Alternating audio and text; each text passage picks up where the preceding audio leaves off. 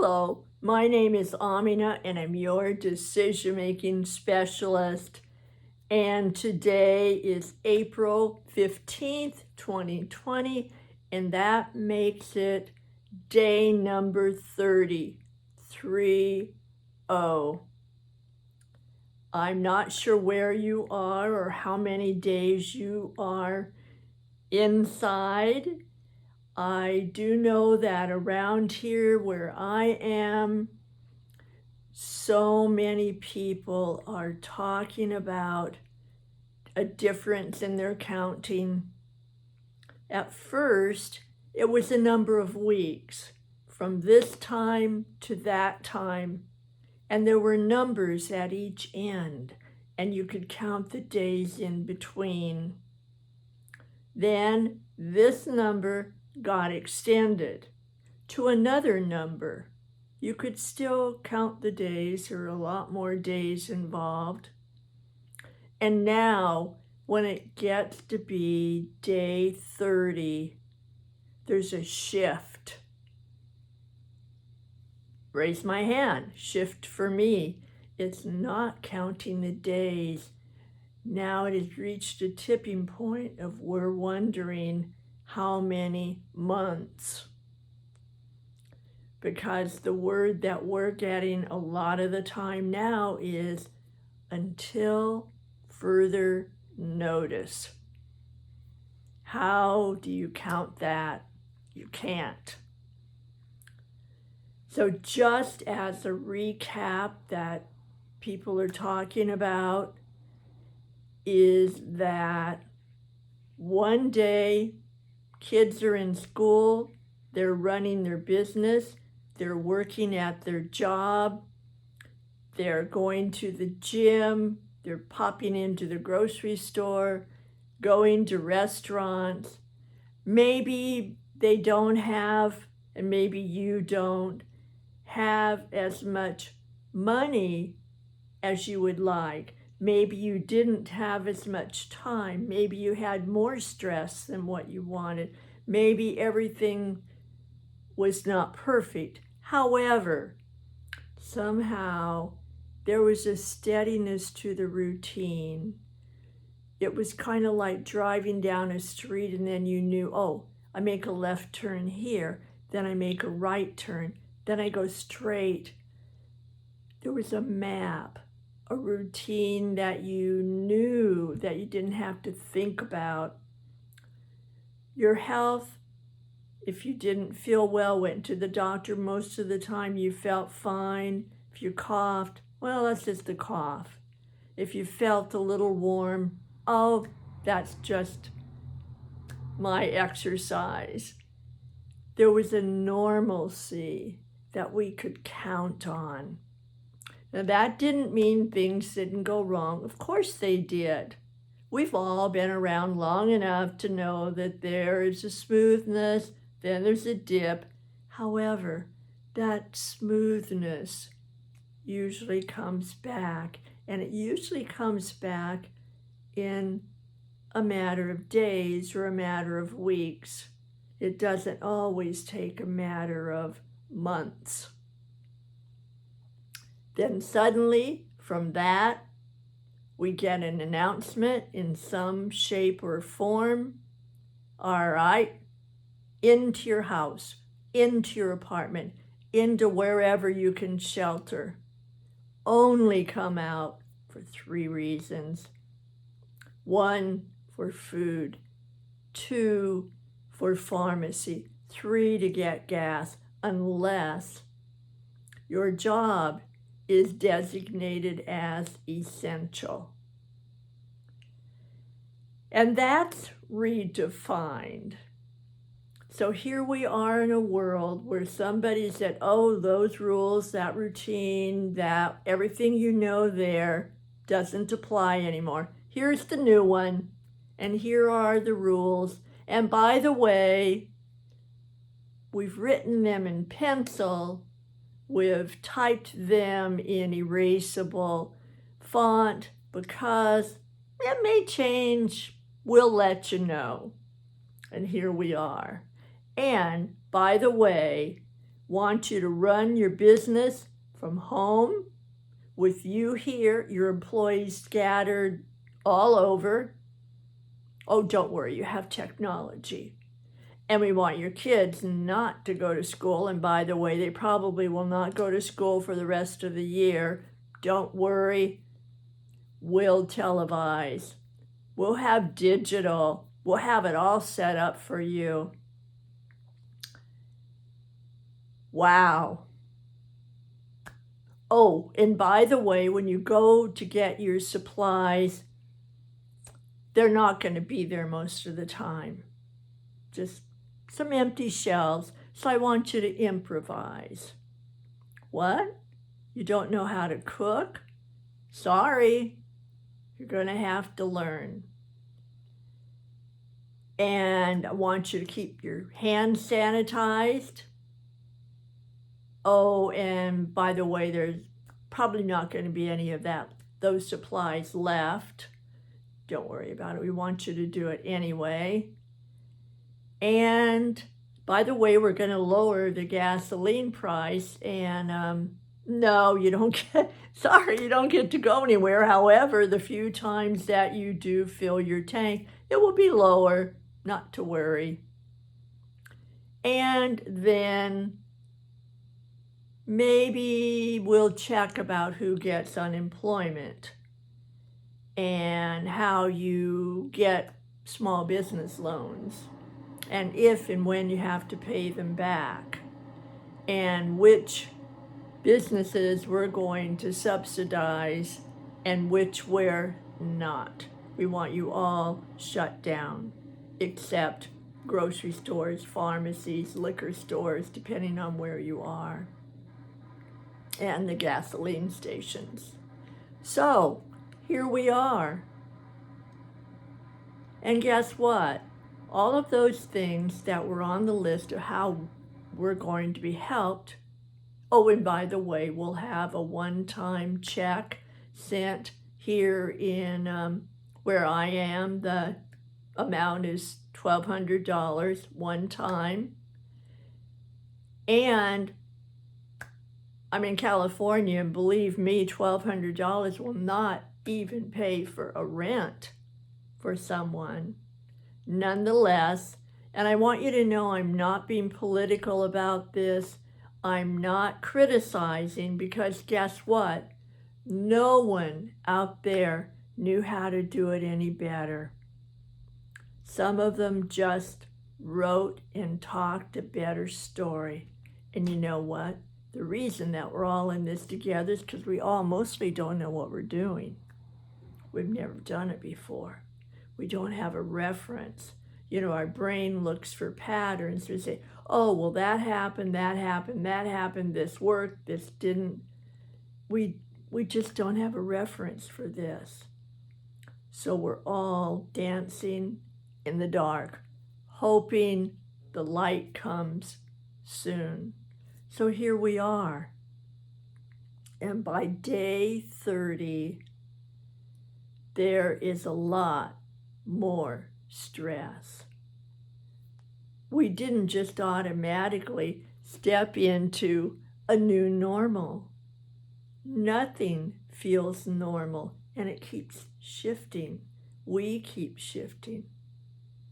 So in the middle of all of this, that we're trying to keep our business, hope that our restaurant will survive, hope that our job is still available, hope that our kids can graduate, hope that we all stay alive. In the back of our mind, every time we cough, every time we go out, every time we're cleaning a little bit more and a little bit more. And this is hard. And what you are doing is the impossible. Everybody is. And I want to take this time to honor you, to honor that you are doing what nobody else has done in our lifetime. Congratulations. And hopefully you're going to survive for the other side. So, what I would like to offer today is that you negotiate, that you give yourself permission to make adjustments, that you just be in your circle, bold-facedly honest. This is more than any of us signed up for. That does not mean we're a wimp. That does not mean we're pathetic. It does not mean that we're giving in or we're giving up or we're going to sacrifice, even though sometimes it feels like all three of those are going on. What I'm going to offer is that you do 3 things right now, and then I'll finish with the others. The first thing is that you lower your shoulders, because when we're stressed, especially under chronic stress, what happens to our shoulders? They go up. And if you notice that they're up, what that does is it puts a strain on the back, puts a strain on the neck, puts a strain on the jaw, stretches and tightens the muscles all around us, and it causes pain. It also, when we raise our shoulders, it causes us to round our shoulders, so our lungs do not have the availability of what little oxygen we're sucking in. So number 1, lower your shoulders. And don't just, don't try to put them back or something. Just gently lower them. Feel that. What you're feeling is the blood beginning to circulate again. It's kind of like your fist like this, and then you open it up. You can feel just a little sensation in there. The second thing that I want you to do, if you're willing, is about your breathing. Now, this is where I want you to really pay attention, because breathing, people say, oh, take a deep breath. No. What I'm offering works, and let me tell you the reason. What I am offering is a way for you to empty your lungs of the old carbon dioxide that goes to the bottom of your lungs, gets packed down, and keeps you from getting the amount of oxygen you need. So you've lowered your shoulders. Now I want you to bring in as much oxygen as possible. So first, I want you to exhale. Don't take any more in. Exhale. And if you want, it feels kind of funny, it feels like there's nothing there. Put your hands on your knees and bend over. So you can kind of feel your chest flatten up like an accordion. And then, without raising your shoulders, take a deep breath in. You're going to get more oxygen in your lungs. You're not going to have that excessive amount of carbon dioxide to interfere. Then you can exhale and inhale regularly, and do it slowly, very slowly. 1, because that will slow all of you down. 2, it lets your body know that you're in charge and that somehow everything's going to be okay. Now, the third thing I'm going to tell you that probably I would say 99%, none of you have ever been told is about your thumbs. Yeah. What you do is if you're sitting, if you're walking, if you're standing, put your thumbs forward. So they're pointing toward, away from your body, toward wherever direction you're going. So if I were my thumbs, I would be facing this way. Because what happens when our shoulder raises and rounds is our thumbs are pointing toward each other. And just that simple of putting your arms down, shifting them so that your hands are to the side of your legs and your thumbs are pointing forward, if you notice, your shoulders will go into automatic alignment. Lower them, point your thumbs forward. You will be able to feel that shift. There's a shift back there. You will start to get more blood. You're already getting more oxygen. You're slowing down. And you can actually do that in just a matter of less than a minute. You can do that in an eyelash once you practice and remember. So lower the shoulders, straighten the thumbs, exhale, inhale, and give yourself a second of respite. 1 moment of peace. 1, so you can remember what that feels like. 2, because that will shift your focus from all the noise and all the pressure going on. And then I would like you to consider one more thing, and that is what I started to tell you about standing boldly in your circle, looking around 360 degrees.